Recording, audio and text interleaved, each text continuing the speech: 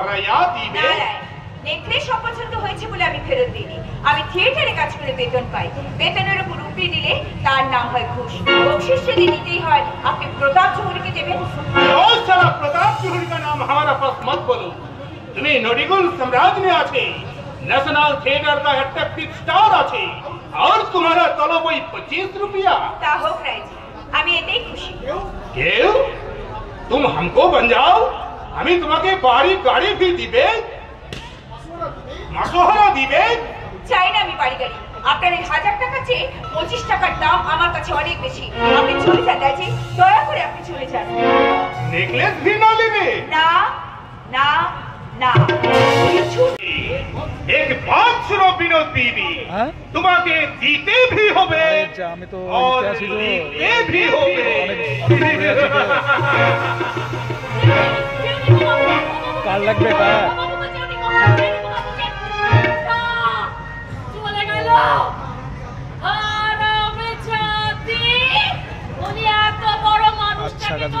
আচ্ছা দাঁড়াও দেখি বাড়িতে ভাই আছে নাকি দাঁড়াও তোকে বাড়ি গাড়ি দিয়ে পুষবেলা তোকে 1500 টাকা মাইনে দিয়ে রাখবে ওই তোর এই রূপ যৌবন কি চারকাল থাকবে মানে 6 ঘন্টা টাকায় তো চলবে তো এখনো সময় আছে মুখের কথা ফেল তোর জন্য আমি ডেকে নিয়ে আসি তোমার পায়ে পড়ি কুমার বাহাদুর চলে গেছে আর আমাকে এ পথে টেনে এনো না এবার আমাকে ভদ্রভাবে জীবন কাটাতে দাও আপনি যদি নিজের হাতে ওকে মানুষ করে নেন এক অসাধারণ শিল্পী হবে কার মেয়ে বললেন সরকারি মেয়ে তুমি লালচিয়ে কথা বলতে পারো রসিয়ে না বললে তো আপনি বসিয়ে দেবেন ওই একটা গুণেই আমি করে খাচ্ছি রাজা সাজলে মানাই না সাহেব সাজলে কুকুর মেলিয়ে দেয় নায়ক সাজলেই প্রেমিকা মূর্ছা যায় জানেই এই প্রেমিকদের আমি হার সাজি আর বস্তিতে বস্তিতে ঘুরে ঘুরে আপনাদের নায়িকা খুঁজে নিয়ে আসি আরে আরে ও বিনি একবার এদিকে আয়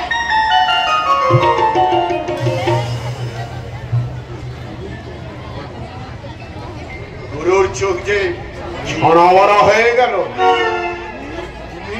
আপনি নাট্যাচার্য আরে প্রণাম কর নাম তোমার আমার নাম বিনোদিনী দাসী থিয়েটারে আসতে চাও কেন থিয়েটার আমার বড় ভালো লাগে তাছাড়া আমার মনে হয় আমার মতো মেয়েদের এই একটাই নিরাপদ আশ্রয় গুরুর চরণ আরো নিরাপদ বুঝবে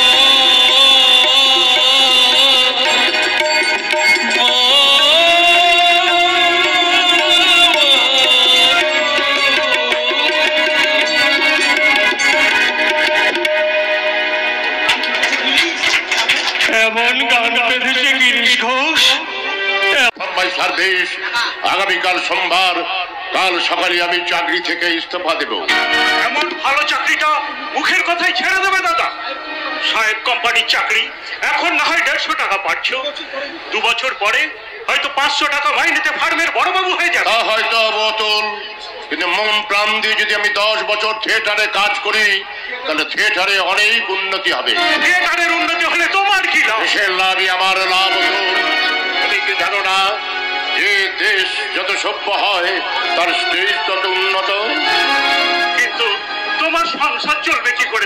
আমি যে হরি আমাকে বলেছে আমি যদি চাকরি ছেড়ে দিয়ে তার ফার্মে ফুল টাইমার ওয়ার্কার হই তাহলে সে আমাকে 100 টাকা করে দেবে।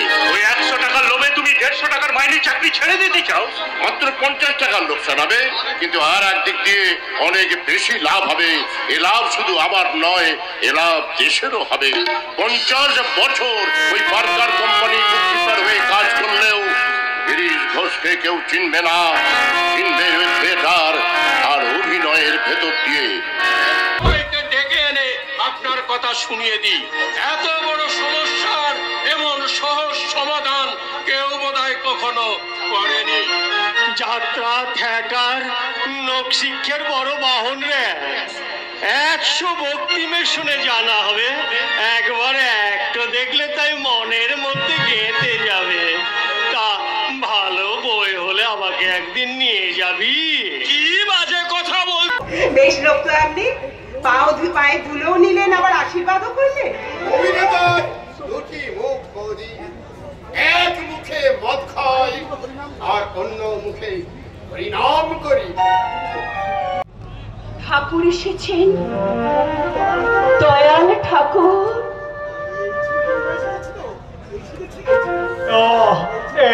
এই ছেলেটি নিমাই সেজেছিল, এই ছেলেটি নিমাই। বিনীর নামে থিয়েটার হবে? বিনি থিয়েটার চমৎকার হবে। বেড়ে থিয়েটার নয়, বিনোদিনী থিয়েটার। ভাষা নামতে হয়েছে। মেয়েটা ভয়ানক আনন্দ হচ্ছে। প্রতাপ জোরে মেয়েটাকে 25 টাকার মাইনেতে ফেলে রেখেছে, অথচ সবাই এক পক্ষ বলছে এত বড় কোম্পানি অভিনেত্রী এই দেশে কেন? পাশ্চাত্য দেশে খুব কমই আছে। তারই নামে সেটার নাম করে হলে তারই গৌরব, তো আমাদেরই গৌরব। আমি আর কি বলবো?